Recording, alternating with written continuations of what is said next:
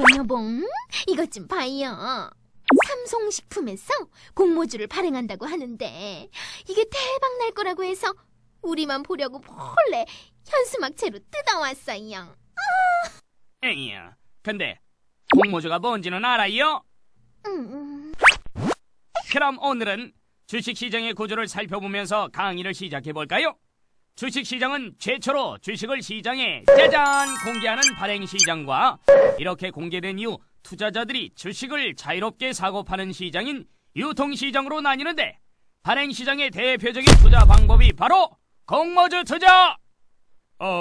공모주란 여러 사람을 대상으로 기업이 최초로 판매하는 주식을 말하지요. 최초? 아하, 제일 처음? 유통시장은 크게 장내시장과 장외시장으로 구분하는데, 장내시장은 한국거래소를 통해 주식 등이 거래되는 시장이고, 장외시장은 거래소를 거치지 않고 기관 또는 개인끼리 알아서 주식을 거래하는 시장이죠. 여봉, 그럼 그 무엇이라 코스닥은 장내시장이에요? 빙고! 장내시장은 유가증권시장과 코스닥 시장으로 나뉘어요. 시중에서 코스피가 올랐다 내렸다 말이 많은데 바로 코스피가 유가증권시장의 흐름을 나타내는 지수지요. 대부분의 중대형 기업의 주식을 요 유가증권시장에서 사고 팔고, 유망 벤처기업이나 중소기업의 주식은 요 코스닥 시장에서 거래됩니다. 와, 정리해보면 발행시장, 유통시장, 장내, 장외, 유가증권, 코스닥시장, 이 모든 시장에서 다양한 주식을 거래할 수 있다는 거군요.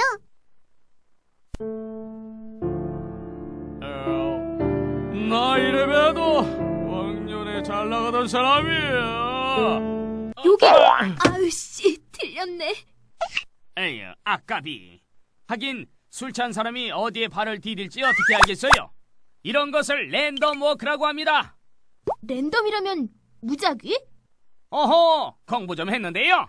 랜덤 워크란 무작위로 걷는다는 건데, 주식의 가격이 이런 랜덤 워크의 형태로 움직인다고 말하는 전문가들이 많죠. 즉, 어디로 튈지 모른다 이 말씀! 그럼 예측 불가? 그렇죠. 하지만 그렇지 않아. 주가는 어느 정도 예측 가능해라고 이야기하는 전문가도 많지요. 이들은 주가를 예측하기 위해 기본적 분석이나 기술적 분석을 많이 사용합니다. 기술 기본? 기업의 사업성, 재무 구조 등을 종합적으로 살펴 기업의 내재 가치를 평가한 후 이를 토대로 주가가 오를지 말지 판단하는 것이 기본적 분석! 아하! 기술적 분석은 과거 주가 흐름을 분석해 만들어진 추세를 파악하고 이를 적용해서 앞으로의 주가를 예측하는 기법이죠. 보통 그래프나 차트를 이용하는데 캔들 차트니 이동평균선이니 이런 말들은 다 기술적 분석에서 사용하는 말. 어느 분석 방법이 더 좋네 나쁘네 말이 많지만 확실한 건 기술적 분석은 매매 타이밍을 잡을 때 많이 사용하고, 기본적 분석은 종목을 고를 때 많이 사용되죠. 가끔 TV나 각종 강연회 등에서 이런 얘기를 듣고 마치 진리인 양 맹실하는 분이 계신데, 제발 진정! 이런 건 참고 정도 하시면 됩니다. 놀부씨, 주식은 특징에 따라 어떻게 나눌 수 있나요? 아유, 엄청 많은데. 일단 가치주, 성장주, 배당주 정도 하나씩 알아볼까요? 네. 가치주는 수익이 안정적이고 꾸준한 기업의 주식을 말합니다. 보통 시장 점유율이 높거나 브랜드 파워가 큰 기업, 기업이 보유한 부동산 등의 자산 가치가 높거나 매출이 꾸준한 기업이 이런 가치주인데, 경기 변동에 별로 민감하지 않아 투자 위험이 상대적으로 적지요. 와우! 그럼 성장주는 뭐예요? 성장주는 현재는 미약하나 앞으로 장대하리라 예상되는 기업의 주식을 말해요.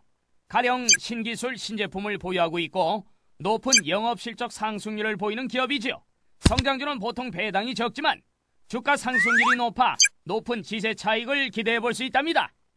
그럼 배당주는 뭐예요? 배당주는 기업이 벌어들인 수익의 많은 부분을 회사에 재투자하는 것이 아니라 주주에게 배당으로 지급하는 기업의 주식을 말해요. 어머, 돈 준다고? 그래요. 주식을 사고 팔지 않아도 지속적으로 배당이 들어오므로 안정적인 투자 수익을 얻을 수 있어요. 벌써 오후 5시래. 전 얼른 주식 매매하러 가야겠어요. 흥부야, 지금 가봐야 말짱 황이다. 거짓말. 여러분, 주식 매매는 오전 9시부터 오후 3시까지 가능합니다. 하지만 시간의 시장이라고 하여 아침 7시 30분부터 8시 30분, 오후 3시 10분부터 4시까지 단일가, 즉 정해진 한 가지 가격으로 매매할 수도 있죠.